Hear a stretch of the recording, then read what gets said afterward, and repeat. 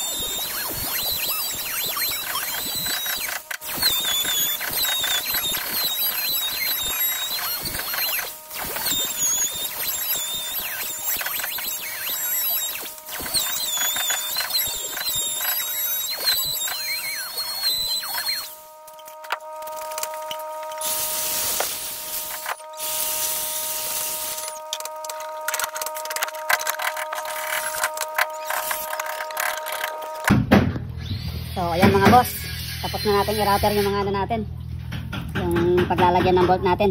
Ayan, kung makikita nyo mga boss, nilakyan ko yung butas para kung merong adjustment na nagpapausok siya, meron tayong yan. So ayan, pwede na kaming isalpak yan dito sa natin, sa may portal.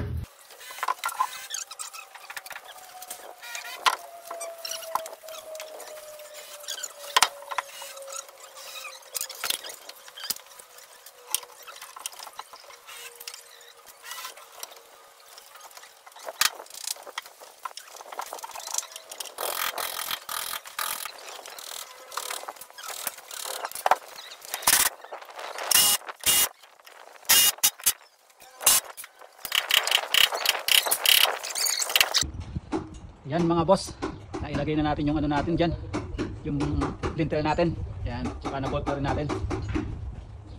Yan, yun yung isa. Tapos pinamitan natin yan ng string line para mag-diretso. Kung makikita nyo mga boss, meron tayong string line dyan. Yan, para nakalinya siya dito sa wall na to, tsaka dun sa kabilang wall. Yan, bali nag-offset tayo ng 20 mil. So ayan, yung lintel natin. Ang next natin gagawin yan, yung dito naman. Yan, para may pag-i-score yung sliding door natin. Yan. So ganyan lang kadali mga boss. Yan, yan yung ni-router natin kanina para yung mga bolt nakapaloob sa pantay sa ilalim ng lintel.